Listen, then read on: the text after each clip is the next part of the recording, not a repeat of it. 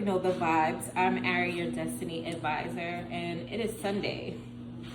It's Sunday. If you hear noise in the background, I'm like doing laundry, child. I did not feel like getting glam, but I really wanted to share an experience that I had yesterday. This week has been very auspicious, but in a good way, so I'm not mad. As you can see, I'm in my lavender robe that I made for myself. I absolutely love it. But yeah, I didn't feel like getting glam. I just wanted to quickly share this story and this experience because it really touched me so much. I also have a whole bunch of other videos that I like sat down and like wrote it out in my little book or whatever.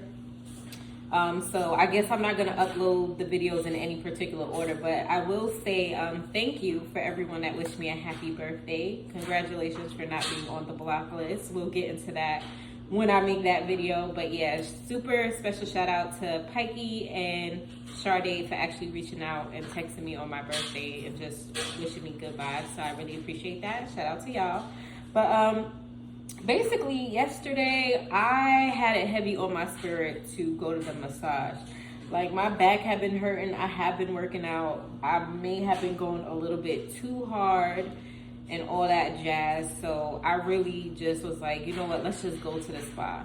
But next door to the place where I get my massages, there's actually a nail salon that I said that I would try last time. So my feet really needed to be done. Like, one thing about me, I am big on pampering myself. Like, that is a part of your self-love journey. You have to pour into you. Plus, it just makes me feel really good. It boosts my confidence and all that jazz. So I booked my appointment yesterday, and I was actually running super late because I decided to do a whole review on a product that I just purchased off of TikTok, which I'm also going to do a review and post it there. I actually did the review yesterday. I don't even think I'm gonna edit it. I'm gonna just post it. It's like 9 minutes long. But anyways, so I was running behind schedule a little bit, so I made sure to just notify my massage place, like, hey, I'm gonna be running a little late. They said, no worries, you could come in at 5. So I'm like, you know what, actually, it ended up working out to where I had a whole hour to just go get my feet done next door at the place I wanted to try. Anyway, so it worked out.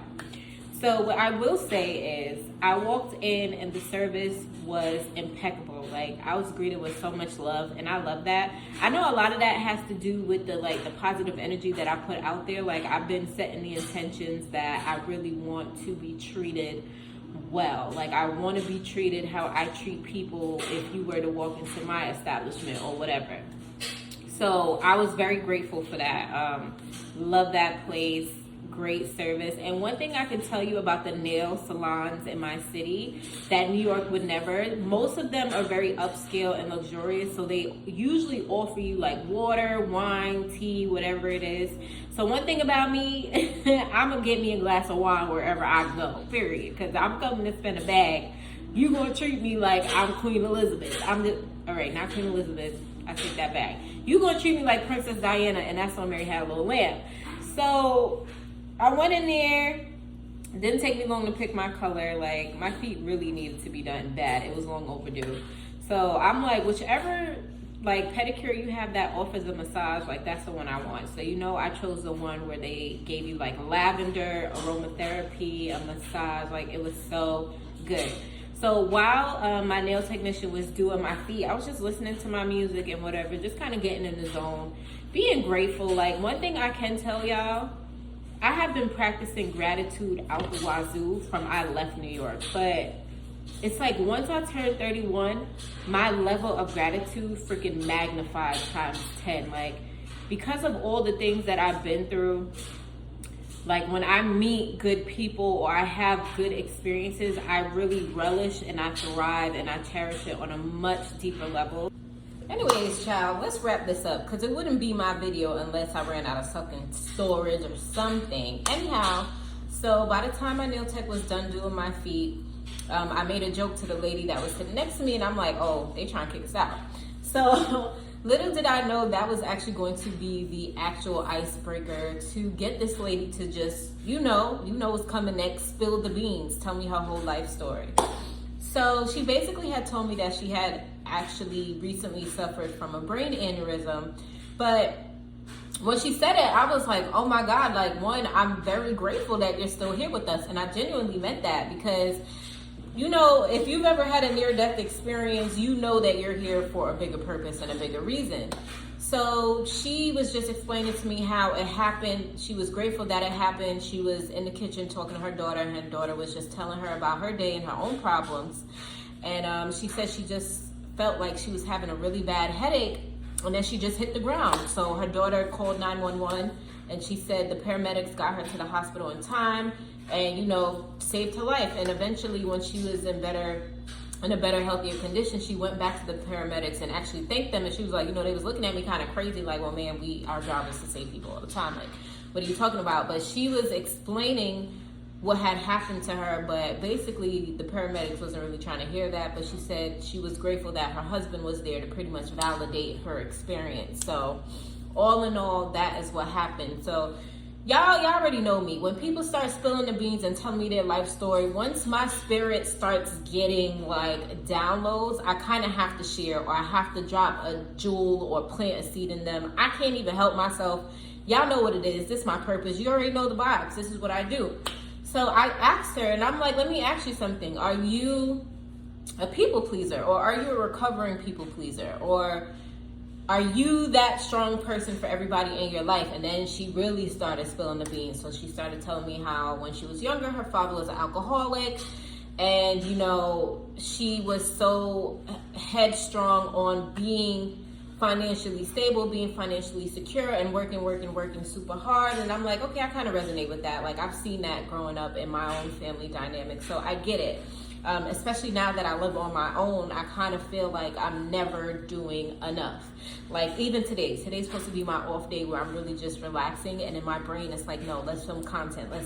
Anyways, before I run out of more storage, it is like going on nighttime now, so I gotta make this quick. But so I really just planted a seed in her to let her know, like, you know what, it's time for you to relax. I think you've been enough for a lot of people in your life, and it's okay for you to just pour into you now. And she mentioned that she adopted a 13-year-old girl from within her family. It was an in-family adoption. And just seeing how today's society and generation is set up, I'm like, listen, the best thing you could do is instill morals and values within her.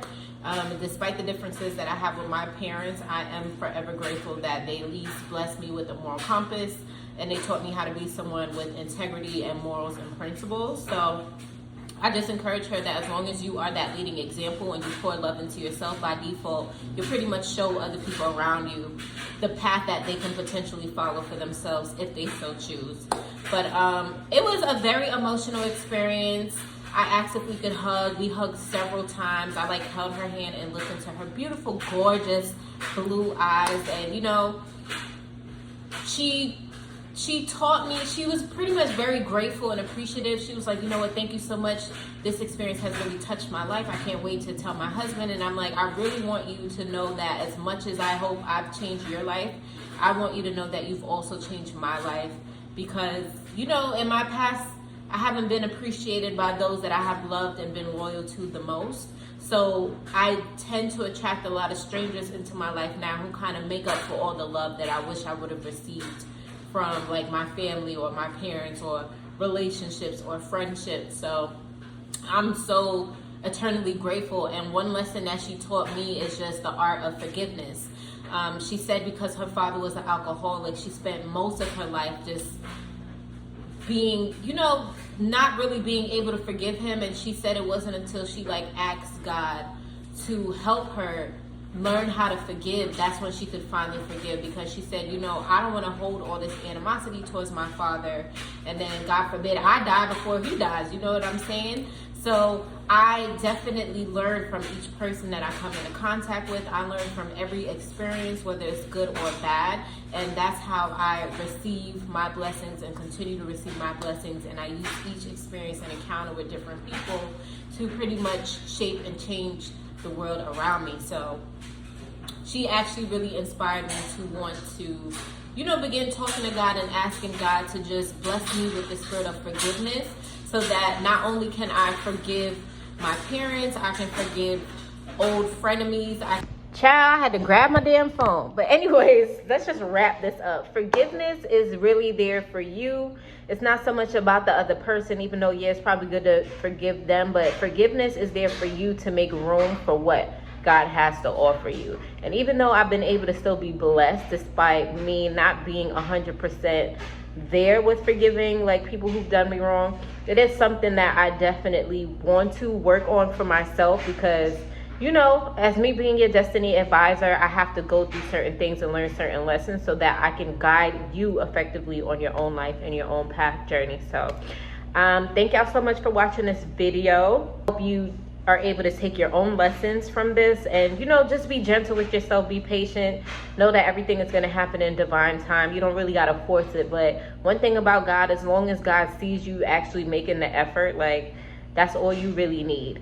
And one thing I can say, despite all the adversity that I've gone through in life, and I still do on occasion, all roads will eventually lead back to God. So just know you're okay. Oh, and also, remember to be inspired and not intimidated. Like, everything that I share with y'all, it's not me bragging and boasting. I'm here to be a source of inspiration, but I want you to be inspired to live in your own truth, to master your own life and your own experiences. I know sometimes a lot of my experiences can intimidate a lot of people, but I'm not really going to be here to sugarcoat it or downplay or dim my light for anyone. So again, be encouraged, be inspired, and not intimidated. And if you choose to be intimidated, then you know what certain areas within yourself that you need to work from. So that's it in this video. I'm going to try to relax for the rest of the day and not do too much. Stay tuned for more videos. Don't forget to like, share, comment, and subscribe. I'd love to hear your stories or your experiences, period. Thank you for watching. Bye.